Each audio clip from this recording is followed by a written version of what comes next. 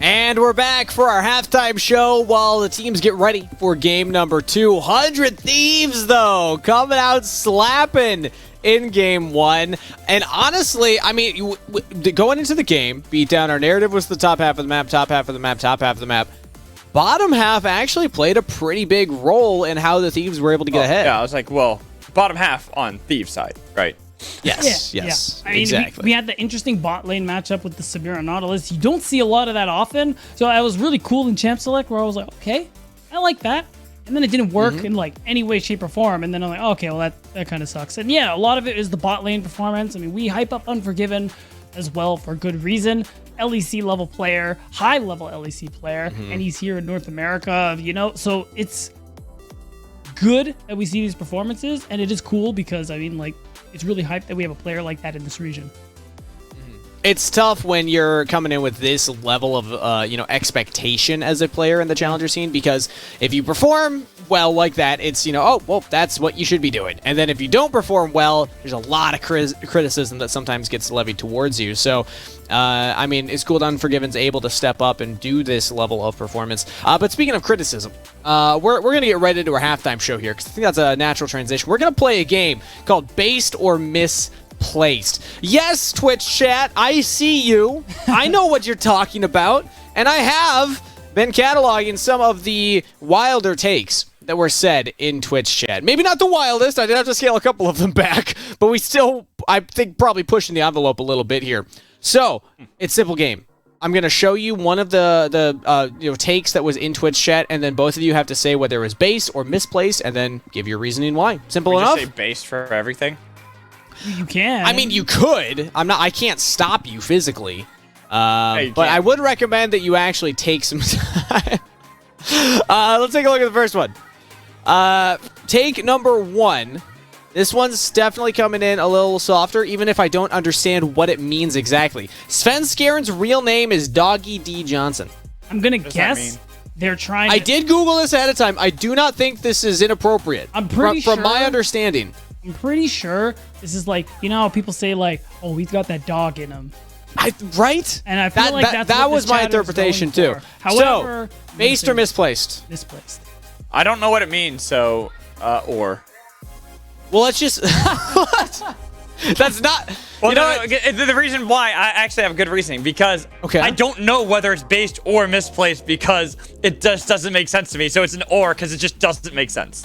My interpretation was beatdowns, which is a positive. He's got that dog in him. His nickname is, or his real name is Doggy D. Johnson, right? So I'm gonna go medium based, warm based on that take. It's not hot, but it's definitely I'm warm. sorry. Let's take a look at the I thought next this one. game was called based or misplaced, not medium well done. You know what? That is a good point. That is a good point. I wasn't necessarily playing by my own rules, but these ones are they get a little heated. Can't wait for Yukino to expose Sven Skaren for the fraud he is. So we got a positive for Sven Skaren. He's got that dog in him, and now we got this one. Did Yukino expose Sven Skaren, based or misplaced? Misplaced. I'm gonna say misplaced. I wouldn't Misplaced. quite say he got exposed. I'm really sorry to the Twitch chatter whose girlfriend Sven Skaren obviously stole, because goddamn, that's a call. But I think there were a lot of factors in that game, and I thought Sven Skaren honestly played Sure. okay. All right. Well, there was a lot of conversation about the jungles. Also, shout out to Worry in Twitch chat for the first one. Vampnin Lol for that one right there. Next one, if we can get that up here in a second. Like I said, a lot of conversation about the jungles in particular, even though a lot of the game actually turned into the lane narrative. Sven All might have jungle. no hands, but Yukino has no brain. Easy matchup for Mr. Type A Who said Based. that? Yeah. Based is in this. It's No, no, it's Yeah, in but the just title. because they said put it? it in doesn't mean that it is based. I'm putting misplaced. No, hold on. Who said it? Give me the Twitch chatter's name. I'm very No, you get the Twitch chat name after, because that could influence whether you think it's based or I'm misplaced. gonna go Kinda misplaced. why, yeah. I'm gonna go misplaced. I can't remember how vocal. I can't This remember one's if I flaming even know both how vocal junglers, it is. so that's Yeah, why legit. we're getting balance in all things. I'm just gonna say, you know what? Going spicy. I'm just gonna say based. You want to know why I say say you want to know why I say misplaced though? Because they put based in it. Had they not done that, I probably would have gone based. You're just but the contrarian. That is a aren't big you? reason. Yes, I am. That is a big reason why I picked that one out. All right, let's go and take a look at number 4. Who said it? We only have 5 total. This was I'm a firing my laser. Nice. So thank you. I'm a firing my laser. I Nice think name. that's a red versus blue reference, if based. I'm right. I don't care. Based. Bruh, Pretty gets Based. negative points for no book. Based. Yeah. How's he not gonna buy a Mejai's that game? No. No, I'm with that based. I thought they meant spellbook. No. What do you mean? Yeah. Well, I saw book. I'm like, yeah, Magi. No book. I'm Based. assuming this is the Sinner's book. Yeah. I mean, Beatdown. you say, We got 2 immediate say- based I'm on gonna mine say magical misplaced. side. Just like saying like, oh, he went 11-0. He should have bought Magi Oh, no, no, no, no, no. retroactively. Like, you know Beatdown. what I mean? Everyone should just build Magi's. I don't want to talk. I'm like covering. You guys can't see it, but I'm covering Magical's face on my monitor. Oh wait, that's right. It's like I don't care if you're ahead or not. No, You I'm still build gonna the say bar's been misplaced. set. I'm still gonna say misplaced. That's crazy. All right, we still got a misplace. Now, we don't final respect one. hindsight here. Let's bring up the final take from Twitch chat. This one also was from Nimgu, so thank you. Now, magical on that Sherlock Holmes drip. I don't know who Based? said that, but that's based. I think it's pretty based. I think that the only way that I could possibly match his energy is if I do the cursed like 1920s aesthetic, Can or I you do guess the accent this time? 1960s. Can you do the accent this time? No, I definitely Steve, cannot do the accent Steve, this time. There's you no know shot. how you can match him. Oh, do I have to get the hat? You I have threw to the get the hat hat. earlier. Oh, yeah, I had get like the a hat, get the hat. bowler style hat. Fair enough. If I go get the hat, somebody else has to entertain. I think we can do that. We can do that. Yeah, We can do okay. that. All right. Beatdown, talk to me about adaptations you want to see going into the next game from TSM side while I go get this cursed hat. Will do. I think Wild Turtle maybe just more meta for the 80 carries. I think No, Samira is very disagree. difficult to make. Shut up.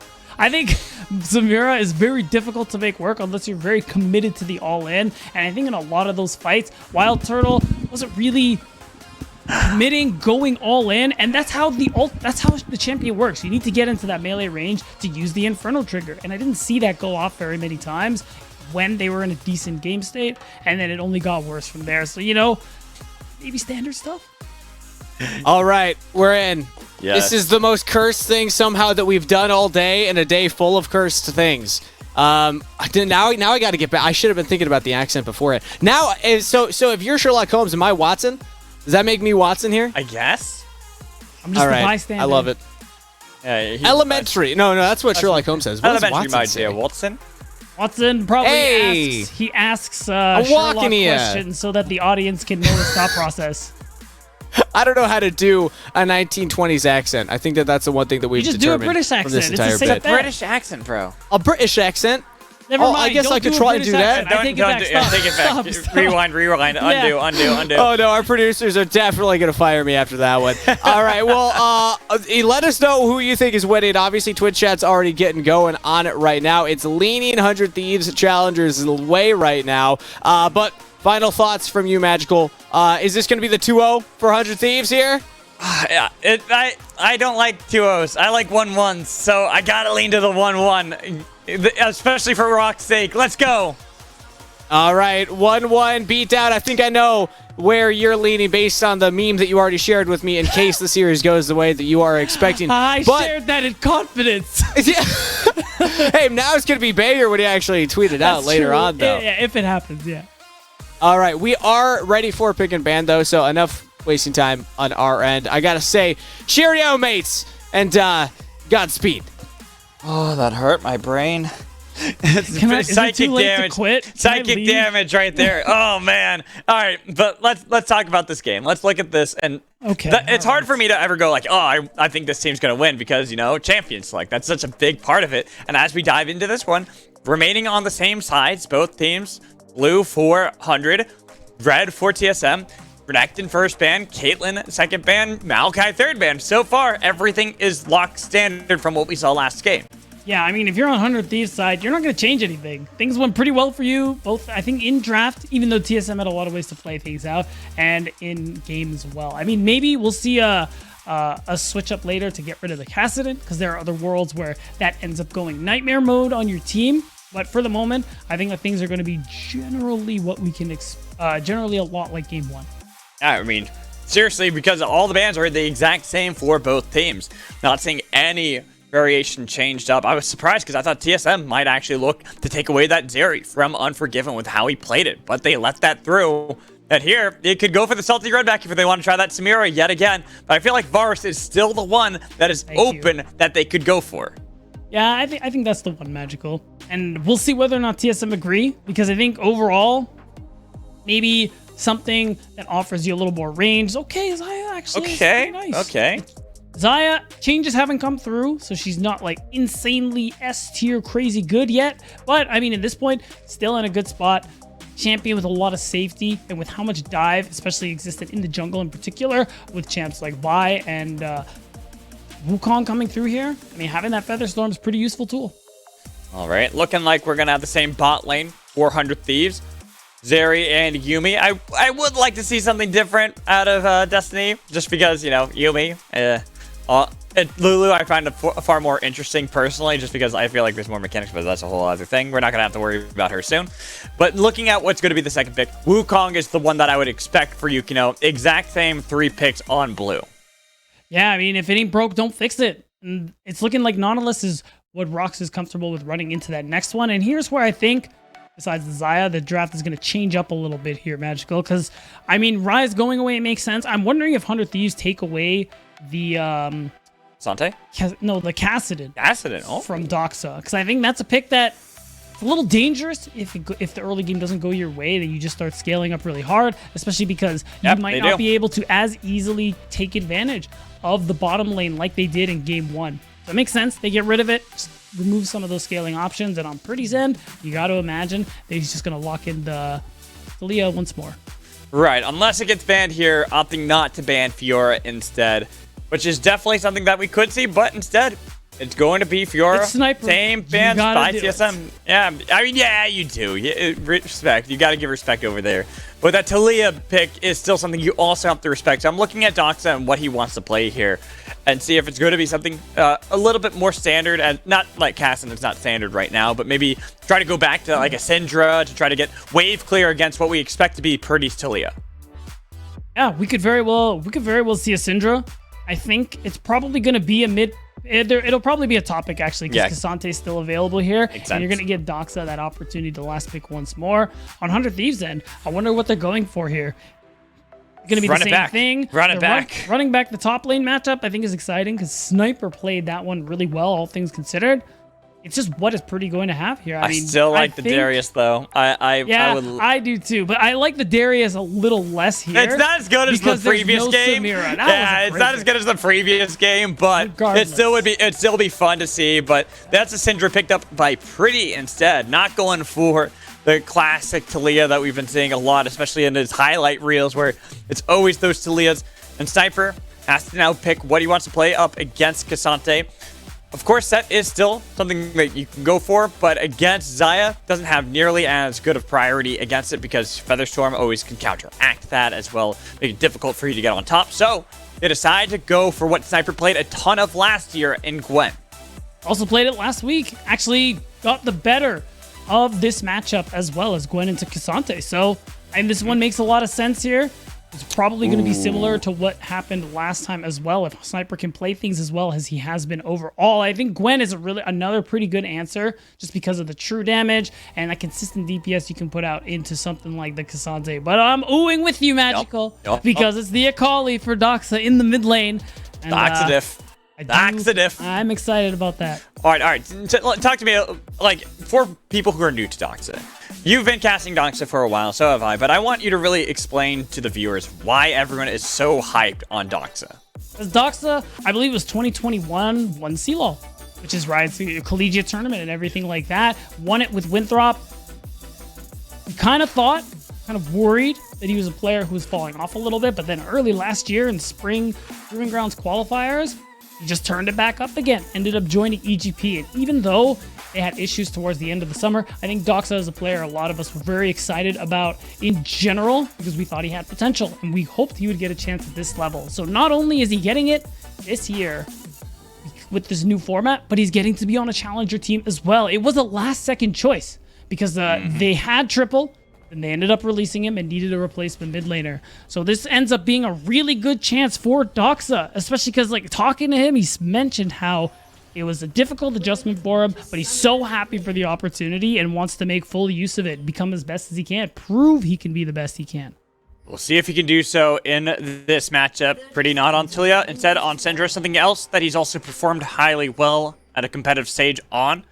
With everyone getting the line of scrimmage, you know, it just makes me cry inside. Because you just want action. I want a level 1 ace. What? Is that so much to ask for? Yes. Why? That's crazy. I mean, the spawn timers alone make that so difficult. What do you mean? So level 1, they're so short. Yeah, you can do it. I mean, I'm sure it's happened. I don't believe it will happen here. You know? One day it will. You know what? Mark my words here, Beatdown. One day it will One day happen. it'll happen, and I'll think of you when it does. Good. Unless we're on the cast together. Who knows? Hopefully that's the case, because then it would be even better. Because content is content, and you know how I feel about that. But everyone make sure you're spamming in chat. 100 Thieves, TSM, which one do you want? You can go 100C or TSMC to decide which one is going to be in your favor, especially after the last game. 100 Thieves looked really clean, especially with the Zeri in the bot lane. But in this matchup, Xayah, I feel, is a lot safer to kind of lane up against Zeri. Not nearly as susceptible to getting pretty much zoned out and become a little useless if you're not able to get early kills. So the nice thing too, that the biggest thing for Xayah, I think overall, is that she's still a pick that, I wouldn't say lane dominant by any stretch, but has a decent range and is going to scale pretty well. So I think you're really playing for like the 2-item mark. Xayah, you'll be at a point where you have that ultimate, you can actually put out a good amount of damage with the feathers, and with a comp like 100 Thieves, where they are going to try and move into you. That's how Xayah likes to play. Wants to kite it out, wants to pull the feathers right back in you with the recall. For sure. And so that gives them a little bit of opportunities there. But going back onto the top side of the map, looking at how those are going to play out, because I don't expect too much to happen in the spot lane. I'm really looking at how Haunter got that level experience lead over Sniper and has this wave kind of frozen, and it's an awkward position for him. But he's feeling pretty confident going up against Sniper. Kind of like how he did last time. Even though the early few levels didn't go his way, he was eventually able to get that solo kill off the Sniper. Yeah, I think even though I believe this to be a good matchup for Gwen, like most Gwen matchups, she can't really do much at the very early levels, and is really waiting till level 6 before she has that really big impact. As soon as level 6 comes through, I bet we're going to see a fight between these top laners. But until then, or unless Haunter makes a big misplay, I don't foresee any a big kill coming through for this Gwen. They could look for an early dive. They have Svenskeren nearby, and that is the one thing about Gwen. Fairly susceptible early on into the game, but not going to be the case. Instead, Svenskeren going to grab up that Scuttle Crab on the top half of the map. Still look to control that area, while Yukino is doing the exact opposite, putting far more focus onto how they can play around Unforgiven, especially with how far pushed up this bot lane is. That's the big thing to be worrying about. I mean, you have this bot lane that's got pushed so far. May need to hold that thought. Kill. Yeah. I mean, looking at that, not going to get the Ntofo strike to land on the knockback, but I was setting up this dive, and it looks like that's actually going to be a reality here. Sniper dodging away, though. Haunter has to be careful, and so does Svenskeren. Sniper, he skirts danger. That's the thing. Gwen, maybe not very strong early, but that Hallowed Mist makes her a little dangerous to dive early on. You will force the TP out of Sniper, because he does need to back. But I mean, realistically, it's not a big deal. Haunter very likely to TP as well. After it's not like he's going to miss the cannon either, so exactly. It's not the biggest time sink for Sniper here. And like the thing is, that's why I was expecting level 3 to be the gank, because I don't think he had leveled up Hollowed Mist at that point, which would have been the only opportunity really, because with the added resistances you get with those Hollowed Mists, it makes it so difficult to actually dive Sniper. And Sniper, this young, talented player who What age was he? 12 years old when he first 12 reached or Challengers? 13. Yeah, something ridiculously young when he first made his big statement, when he first hit Challenger, and it's been someone that has been hyped up ever since then. Finally seeing him on this kind of competitive stage, that's not just the Proving Grounds, but the Challengers League. I mean, he's got to be the most hyped up player in North American League of Legends. And Oh no, Doxa. We were hyping you up just a second ago, bro, and you're not. Oh, or is he escaping that one? He is! All right, what's with these rookies somehow escaping danger by his sliver of health? I will say Akali is a pretty forgiving champion at times. Twilight Shroud, really nice tool to avoid ganks, kind of like that. Of course, you will go flash for flash. But, I mean, looking at Doxa at this point, level 6 on this Akali means that soon he's going to have a little more of an impact. Like, this is how it goes, melee into range, but as soon as you get the ultimate, things get nice and dangerous. Oh, nice flash by Rox to get the auto attack onto Yukino. We'll be fine. Has flash available. The pull was only on to the clone anyways. But I still like that attempt from Rox where he's like, you know what? We can look for this. They got the heal out of Destiny, so at least they got one sum blown. Yeah, I mean, I like it. As soon as he sees with, I think it was the Oracle lens, immediately jumps it, makes the play. Nothing ends up coming through from it, but you prevent Doxa being played upon once more by Yukino and Destiny. So things continue to slow back down. Now, I mean, it's worth noting too, since Syndra got changed, not as strong early on as she used to be. There's opportunities for outplays. Hey, she's not as strong early, but yeah. If she has a free lane, if she has a free lane, then it's kind of one of those things where it gets difficult to deal with her. Even if you're an assassin, all she has to do is as long as she's got some orbs down, outplay you with one single button. I mean, as long as she doesn't, if she doesn't stun you, it's playable. But we'll see how the back and forth. Svenskeren finds Sniper. Yeah. Sniper, what were you doing out there? Trying to heal up the best. Yukino! The savior! Committing first blood too! That is crazy. The slows from the needlework manages to allow Sniper to walk away from this one. He will lose out on a lot of golden XP just because of the wave that's crashing. The next wave that he's also going to miss a lot of here, but I mean, you get assist gold, you get to walk back to lane with your life. That's the big thing here. You're worried about the gank, which is what's going on here. You want to get some vision down, probably planning to... maybe he wanted the honey fruit, actually. Yeah, that's what it was. I was wondering why Sniper was there. But God, just perfect placement for Yukino. These two talented young rookies, both 16 years of age. The fact that they're working together in such a way, even if it seems minor, Yukino is probably on the top side of that map to look for a setup play onto Hawkster, and that's why he was in the vicinity. Yeah, that plus his blue buff was up, so, you know, a little bit blue buff. Yeah, I mean, you get the best of both worlds there, which is great. Yukino and Svenskeren, both level 6 at the moment here. That's where these junglers really start to come online. They have these dive tools. They have all the CC. And you gotta imagine, we're gonna see both of them try to affect this mid lane matchup. Ooh, nice flash. Pretty, though. Not enough range. Diz get the knockback so he can turn around a 1v2. Doxa's now in huge trouble with no flash, no dash. Yukino could look to chase that bot lane. We gotta turn our attention here because Wild Turtle's by himself. Rox had rotated into the mid lane and they're like, hey, you're by your lonesome here. And the flash does not work out well enough for Wild Turtle and he still will fall. I gotta be real. Wild Turtle almost outplayed that, which would have been insane. It was the barrier from Unforgiven saved and he his didn't life. use his heal either, interestingly enough, or that's a bug. But either way, we'll see this. Like we were highlighting, level 6, big time for these kinds of champions, and it's just nice and simple for Doxa to be able to follow up. I will say though, the outskill button into the Scout of the Week, like you were highlighting, Magical, did manage to allow a 1-for-1 trade. Here, like I said, once they notice that Rox, look at the things mid lane, they notice he's there. And like I said, it was close from Wild Turtle to turn this one around. And I'm curious if he used that heal either. Because I don't know, maybe it's a bug on our end so we couldn't see it. Look at that. Yeah, God, the barrier. I mean, it was a good attempt, but it was a nice catch out from Unforgiven and Destiny. Once he knew Rox was in the mid lane, it's just going to be another lead for the 80 carry of 100 Thieves. And it just continues to get better in favor of 100 Thieves Challengers. Once again, Magical. It by no means over. You have a lot to play for. Sven Skaren has the Rift Herald. You make another play mid onto the Syndra. That's a lot of gold you can use to snowball your assassin mid laner, and that's likely what I'm expecting, especially, Scatter the Week's down. Hex Flash does not connect with the dredge line. Barely, Rox doesn't get the bait. That's crazy. No flash, too. If that landed, that would have been an insta-kill. But Pretty gets to walk away with his life there. Okay, Beatdown, this game is literally just a game of inches for 100 Thieves. Yeah. They have won some of these fights and gotten some of these kills purely based on the smallest of margins. They have been. And it has been like that in pretty much every lane so far here from what we've seen going on here. This 3-1 for 100 Thieves could very well be very different in favor for TSM, but it's just not so. Margins, small margins. That's what you almost feel bad for TSM because how close some of these plays have been.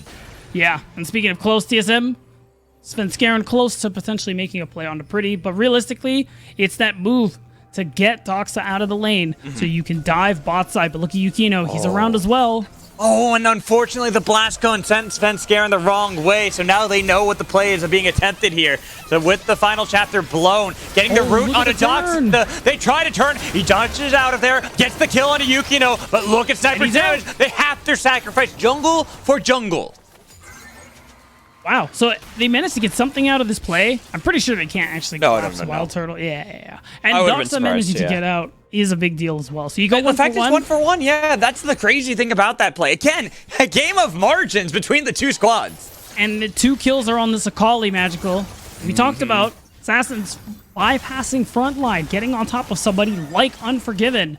That's going to be the big thing here. So far, Wild Turtle, you can see he's falling behind. It's going to take some time for him to get the relevant items necessary, but kills onto Doxa does mean there are other ways to threaten this Zeri. Looking at this play right now, it looks initially good because I thought they were going to kill Doxa quickly enough, but he gets that shuriken flip just out of dodge away from Cyclone. Right, on top of the smite and everything committed. Nice and easy to take down this Wukong. And it does mean that even though you go 1 for 1, it slows the dragon stacking a little bit for TSM. But Doxa, he's got to be careful. Okay. He has flash, but the thing is, he doesn't have that perfect execution to get the kill onto Pretty, and the Unleashed power's not enough at the moment, sitting on only that Lost Chapter and Fiendish Codex. Right, so the attempt is there, making space so that you could maybe go for the dragon, or at least allow Pretty to recall and just teleport back to lane here, but it's looking like the recall was actually stopped, and it's worth noting bot side. Look at what's being done here. Unforgiven. Oh, Sniper. He's not going to do anything here. It's an unfortunate reality, because I was even going to do a check-in. Where this bot lane, I'm glad you touched on it. Unforgiven, pretty much proxy farming there. And whoa, hello, bye-bye. At least he gets a kill for it. So 1v1, it's a shutdown picked up, unfortunately, for Yukino. But the point I was trying to make is the difference. I just can't make the point because right now they keep fighting. And Yukino has to use the Cyclone to try to get out, and that's going to be a cease and desist to make sure they get the Nidhofo strike so they can get the kill, and then Unforgiven shows up with the exhaust on his Sven Skaren to get his own kill. Do we have a sec? Can we talk now? I don't know. I wanted to make points, narrative stuff, talk about the players, hype them up, and they're just like, nah, fight. And which I normally like, but you know. Oh. Okay, so this is what ended up happening. Even though he missed the shuriken flip Doxa, you can see it 2-0 really starting to turn up on this Akali. And Pretty choosing to stay, I think ultimately was his downfall because it gave that opportunity. Perfect execution. Oh, really nice mechanics. Heck, 1 for 1, but still. Well played. It's still, and then Yukino's like, I can go get my blue buff. And it's like, no, you can't. Illegal. Okay, so the point I was trying to make, guys, let's just calm down. Let's not fight for a little bit, okay? Yeah. Bot lane, you talked about Unforgiven, how he's proxying. So right now, this is kind of a tale of two stories again, but for different reasons between the two teams. Instead of the veterans versus the rookies, it is the bot lane versus the top lane. TSM's top side of the map, outside, like Sven Skaren's not having the greatest game, but he's also throwing his body in front of everyone to try to make sure that he can set people up, such as Doxa, who's 3-1. Even Hauser has quite a large lead against Sniper at this point. Right, and at this point, TSM really going to live or die by their solo laners this game. You have 1-0 Kasante, 3-1 Akali. Again, being two champions who can very easily bypass the front line, jump onto people like Unforgiven, who doesn't have flash at the moment. And that's the big champion you're looking for. Look at Doxa, sneaky. He was looking for a play, but Pretty's got the cat on top of him. Notices he's there, and nice dredge line. The depth charge too, but there's a split fight at the moment with Unleashed Power onto Doxa. They get the shutdown mid lane onto Unforgiven. That's huge, but they're going to lose Doxa on the other side. 1-for-1, no, 2-for-1 with a double kill for Wild Turtle mid. Wow, so a big play coming through. TSM finding themselves in the lead as a result of a lot of the plays they were going for here. So they get to continue to Dragon Stack. They'll be able to get this mid-tier 1 turret. They should be able to walk away. So much going well for TSM compared to game 1. Yeah, but the Dragon there, they get that tier 1 turret mid, sure, but the Dragon had been started, and this is just where it feels like there's so many plays being attempted at one time by both squads, because they try to see if they can steal away the Dragon that was started up by Svenskeren, but he still secures it, and now they got Pretty on the other side looking for the prowling projectile that does connect, but onto the tank, so they can't really follow that up too well unless they can get on Wild Turtle as he goes into the Featherstorm with the root back onto Yukino, so they can bounce him around in the Cyclone, but he survives, and so even though an attempted fight was there that time, nobody dies in that extended fight. And we talked about Wild Turtle trying to get those relevant items, get back into the game, and he's done that. He picked up a shutdown. He picked up a second kill on top of it. He's got a scale force now. Right. The Xayah's scaling up and getting to that point where Wild Turtle's going to be a problem. Oh, here we go. Doxa can just do this. Look at this. Load Yukino, even with the lightning crash, it's not enough. Doxa, the big diff. Can he survive against the LEC? He's got Rox with the root, but they're just going to fall back as Rox is taking way too much damage. The ulted Zeri looking for the zap, connecting onto Rox. 1-for-1, but Unforgiven is not done. Does he dive back in? Doxa, do you go for it? No, he does not. Instead, he'll dance back to base. So well played for Unforgiven in that last fight. Flashing the Shuriken flip. Surely would have died otherwise, but ultimately you can see it. Doxa feeling the confidence here. He's been talking about how scrimming and practice, the more games he plays with this team, the more confident he feels in his ability, the more he feels he's growing as a player. And you love to see it. It's funny because the veterans and the rookies that we expected to really be looking at are flipped. It's not the veterans of TSM we're looking at. We're looking at the rookie in mid lane, really. Doxa playing so well on the Sakali wall. Haunter, yes, again, solid rock. But then on the other side, it's Unforgiven. Another star-studded talent from the LEC, an all-pro ADC player coming into the Challengers League. Oh boy, speaking of, he is the main target this game. Oh, yes, he is. Alex, and he's got to be very careful. Again, we saw an example, Doxa. Especially when that flash isn't up for Unforgiven, he can get on top of the Zeri and rip her to shreds. So you got to be very careful in these team fights, especially because the only disengage you really have is someone like Pretty, who has that scatter of the week. I find it funny because it's only 18 minutes into the game, but it feels like there's been so many attempted fights and plays from both sides that it's way longer than that. Not in a bad way. Like, it's been very exciting. We just haven't gotten to talk about it, all the things that we had set up for beforehand. And now looking at Unforgiven in this game, like you talked about, is the primary target for Svenskeren. He has one purpose in these fights, and that is to lock down Unforgiven. No matter what, cease and desist onto Unforgiven, they take him out of the equation, and this sets up Doxa to then assassinate him, assassinate Pretty, so they don't have any carries that can functionally turn around any fight. Literally, if the two of them jump on Unforgiven, it's really hard for him to live in these fights, and he's the only one who has any real advantage so far. You can see a lot of things. To be fair, Pretty is also doing well in farm. Yes, Doxa is keeping up with kill goal and everything like that. And so with that in mind, Unforgiven, under so much threat, it has to be really careful. And also, Sniper has been the focus of a lot of tension here for TSM. Yes.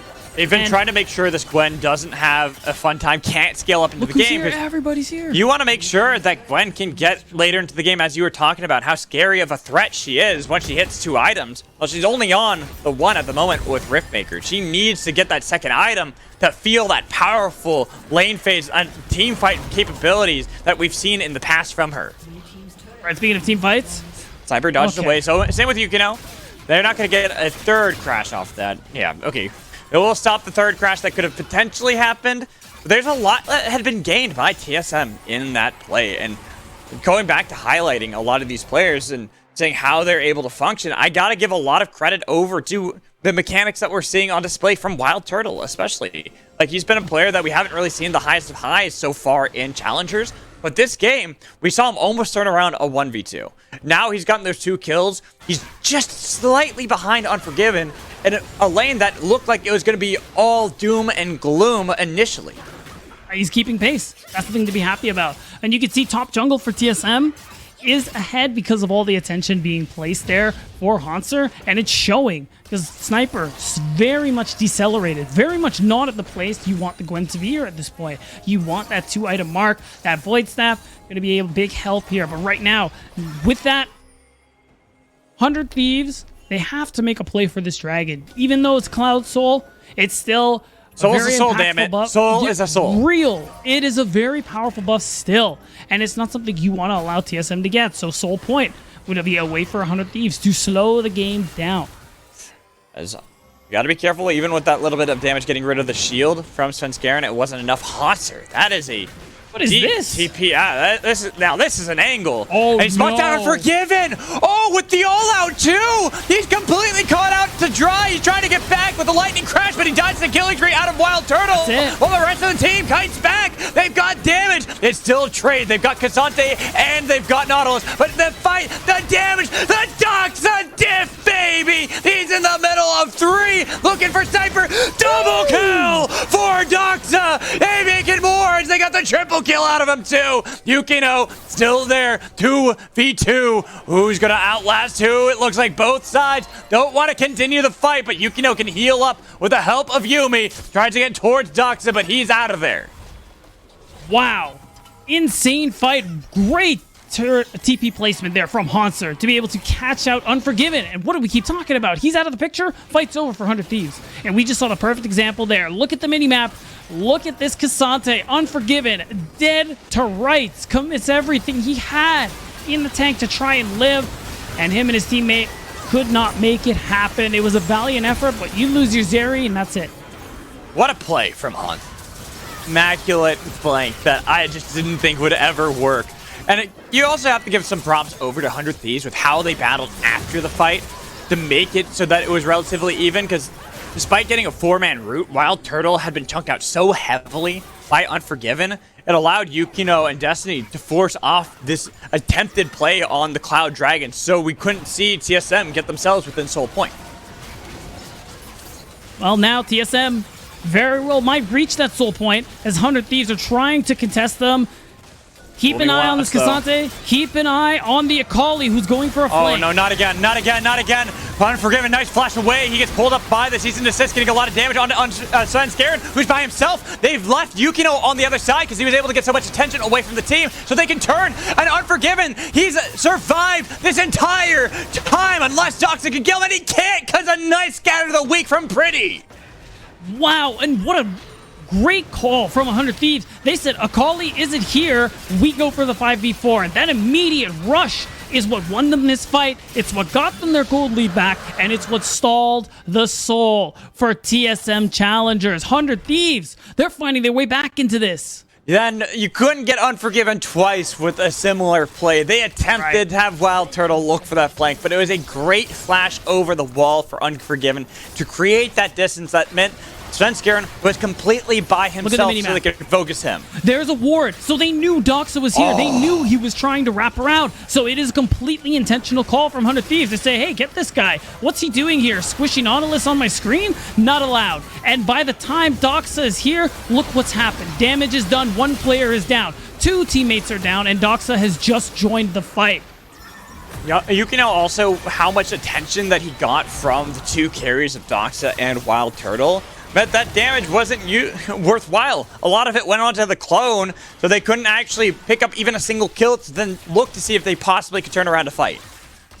It just was never going to work at that point. Once they had that information, and you can see it now, we look at the gold again. Gold starting to narrow. A lead for Svenskeren no longer exists. The lead from Hanser, not as big as it used to be. Everything else, especially with Pretty having a lead in the mid lane, has basically stayed the same here. Worth noting, though, that fight partially worked because Unforgiven committed the flash. Yes. Again, he's still a big target for TSM. He's still a way they can win these team fights. So his positioning has to be immaculate. Rox looked like he was going to get caught out for a second there. He was able to dash back towards the rest of his team. TSM still, they're not out of this game. It's only 1,000 gold that separates them.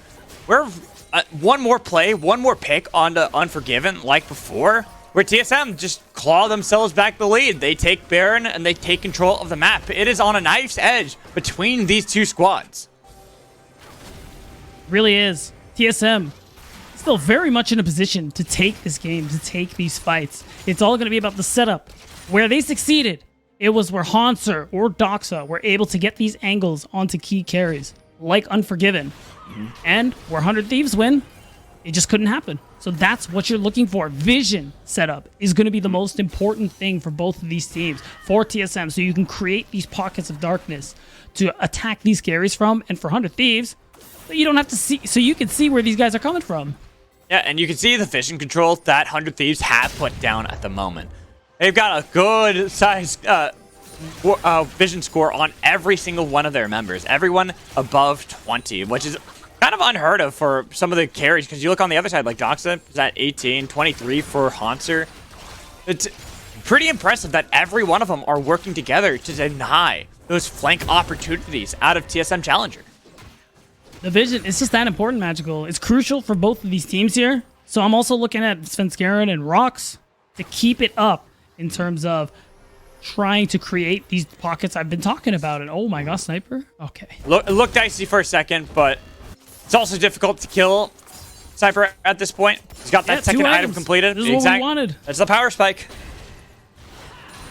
And overall, things I think have slowed back down. We're likely not going to see... I was going to say we're likely not going to see a Baron start, and they almost ruined it for me. But I still think we're likely not going to see a Baron start unless a pick comes through. I think it's going to be about Dragon. That's really what we got to keep our eyes on. Yeah, because it's an objective both teams really want to take care of. Oh, wait a minute. Okay, they saw a Sniper. Yeah, they saw Sniper, and they were worried about a potential fight and getting flanked. TP'd. Oh, but now Doxa.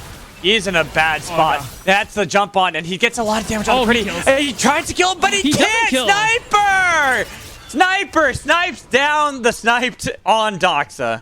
If he managed to get the second perfect execution off, he goes down. But partially, the Seraph Shield coming in clutch, and Sniper, the teammate, coming in more clutch. And what did I say? A pick is what's needed for these major objectives to go down. And oh no, what's major is Sniper's in trouble. They're looking for at least some sort of answer back on the map because they're getting a lot of damage on Sniper. He's bounced around as Hanser fights against Yukino, who can't save his top laner like he had done so many times previously. And with that pick and only 10 seconds left until Doxa comes up with TP, they start up the Baron.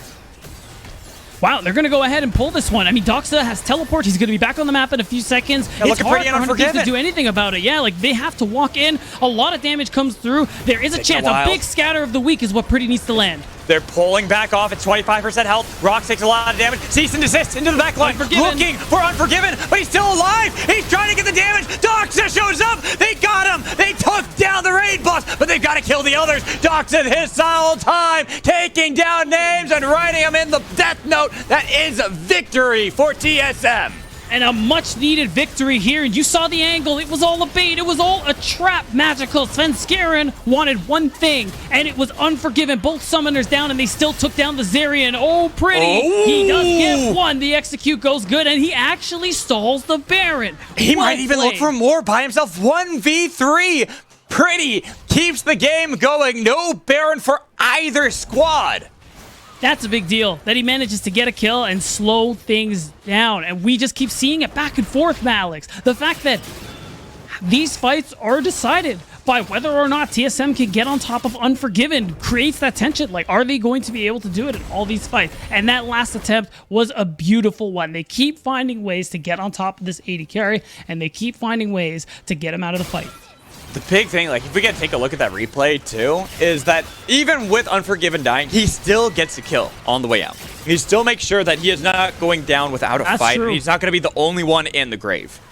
True. But the DPS, when he's not there, you can feel the absence. Oh, my God. And now, no, they're just clearing vision. So they're going to just clear vision Slow down. It's okay, Magical. Okay, You can okay. catch I was your like, breath a little bit. I was about to say, no way they just go immediately from getting their second dragon of the game to try to see if they can pull off a Baron fight again.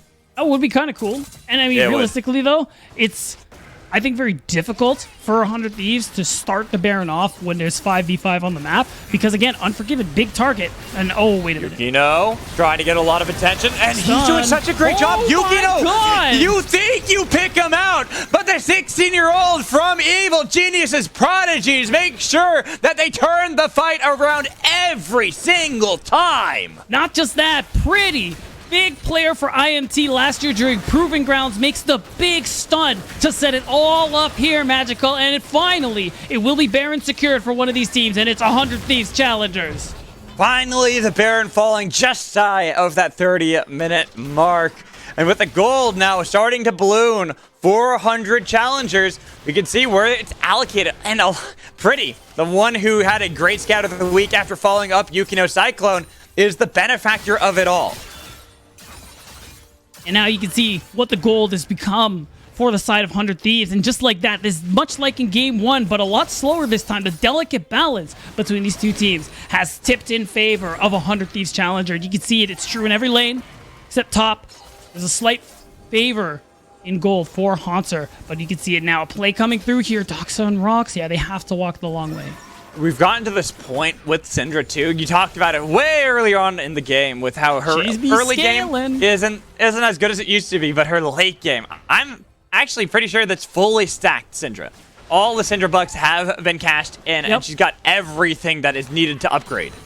And the big thing with that too is, if you don't know, her ultimate executes now. Yeah. Below 15% health, which is really scary to think about at this point. We already saw that against Doxa, and we might just see it here as well. They don't even need a pop because they already got Svenskeren with Rox flashing away. Sniper this entire time is on his own mini game of taking down structures, then looking for the fight on the Wild Turtle, getting the root onto Yukino, but Wild Turtle getting the heal, making sure they can survive. That's going to be the Featherstorm, flashing away with the root, getting the Guardian's Angel, but the needle work from Sniper. They've got it, and TSM fall inside the base. 100 Thieves, the rookies, the vets, they all coalesce into one unstoppable squad here in game 2 for a 2-0 smackdown against TSM Challengers.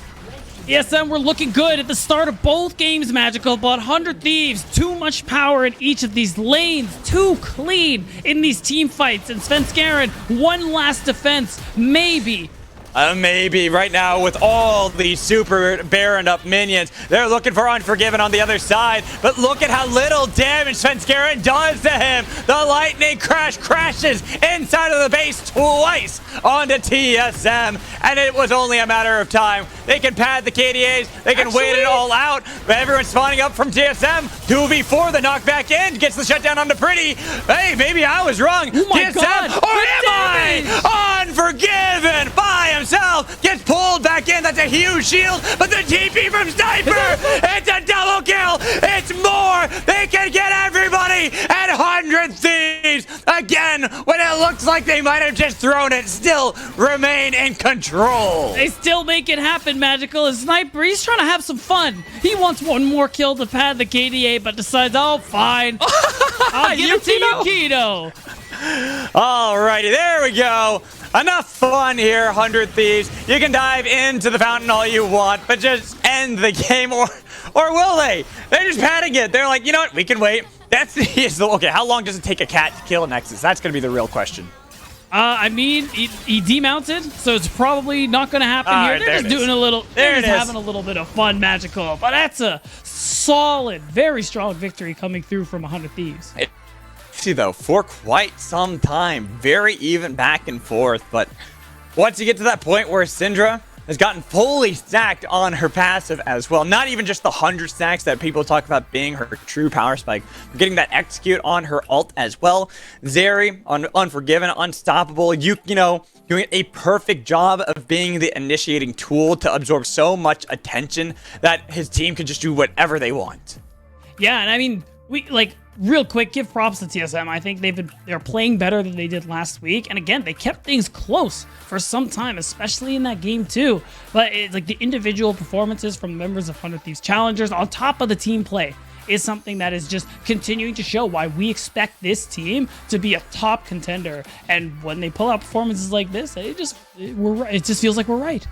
Exactly, and with that 2-0 victory, well done over to 100 Thieves Challengers, picking up those victories. We're going to toss it to a break, and when we come back, we'll have Genghis with another player interview of the victorious 100 Thieves. Make sure you stay tuned. Hello, we're back with our post-series interview. We have Unforgiven, the bot laner. My first opportunity to chat with him from 100 Thieves Challengers. Congratulations on the 2-0 for Unforgiven, first off. Thank you. Cool to have the opportunity to chat with you because this is a big opportunity for you coming to North America to compete here in the Challengers League against a lot of our, players that are, especially like the ones you just went up against in TSM, have their own storied histories. But I want to start off with the final moment from that game number 2.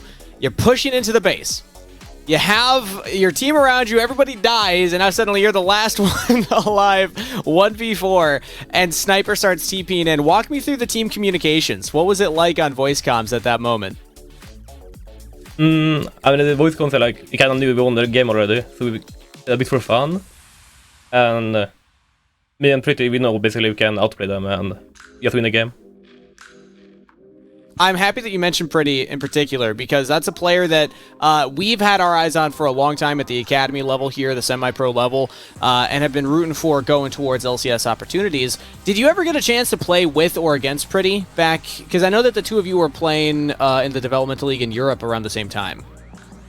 I think he played before I started like playing like really competitive. Like I played like competitive like for fun in like lower level, so I didn't just roll around. But I never really played against him in Europe. Only in solo queue a few times. Okay. Well, what are your thoughts on playing with him so far? Because he's kind of your European brethren on the team right now. I mean, I think Pretty is like, he's pretty bad. Nah, I'm just trolling. He's actually, I mean, he's actually pretty alright at the game. He knows how to land abilities. So, I'm happy to play with him. Best you can ask from your mid laner, right? No, actually landing those skill shots. You're new to LA, so obviously I want to chat a little bit about that.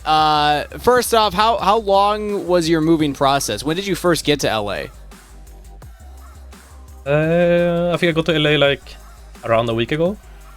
I remember I came here like the day before my first game, and that was the second game last week. That was my first day like playing from the office, and like I came like here like a week ago. I've been here. Wow, that's not a lot of time in Los Angeles, but I do have to ask, are there any highlights so far? What's the coolest part of LA in the 1 week that you've spent here? I mean, if you, like, it looks really different outside compared to like Europe, and that's pretty much it. Like we didn't really go that much outside, but the food here is like a bit better than in Berlin. All right. So the views, the food, we'll have to get you out sometime to see some of the sights around Los Angeles. What's the worst thing though? Because obviously, North America, ew, yucky. This is your chance to trash us a little bit. Well, that's an easy one. The worst thing is for sure the solo queue. Like, I don't want to talk about it. Like, I think solo queue is like very good. Like, it's not bad at all. All right, well, I won't make you relive any memories. It sounds like a touchy topic for you. I want to start, though, or rather kind of close out here with expectation versus reality. What kind of expectation did you have of the player level that you'd be competing against in the Challenger Series? And how does that compare to what you've experienced so far in the 4 games or 4 series that you've played? Well, to be honest, I didn't really expect anyone to be necessarily good in the league, and like I knew my team is gonna be pretty good because I kind of trust my team, and I know they're like really like pretty good players, and yeah, that's pretty much it. What about expectations for your team? Because you're playing with 2 of the youngest, if not, I think the 2 youngest players in the league with Sniper and Yukino. What's it been like? Kind of, the week that you've had to scrim with them, and now the weekend you've had to play with them. I mean, I think they actually surprised me, like, with the way they play. I thought they would be, like, a bit more clueless about the game, but I think they've been doing really good, and they're picking up new stuff really quickly. And I think expectation for the league is probably just to win it. If you don't win it, then it's just a bit of a disappointment to me. Okay, high expectations for yourself. Does that also mean that you expect yourself to be the best AD carry in the league? Yeah. Okay, well, Unforgiven, we'll be watching closely to see if you can live up to that. Obviously, coming in as the first All-Pro EU AD carry, I think that, you know, that is a bar that you can set for yourself. Thanks so much for coming on and chatting with me. Do you have any shout-outs that you want to give to anybody watching? Just everyone that is supporting me. Thank you. Thank you for supporting Unforgiven, as we will continue to do on the broadcast. Thanks for coming out, Unforgiven. Congrats on the weekend, and good luck going into next weekend. Thank you. Bye-bye. With that said, we're going to send it to a short break before we're back for our last series of the day right after this.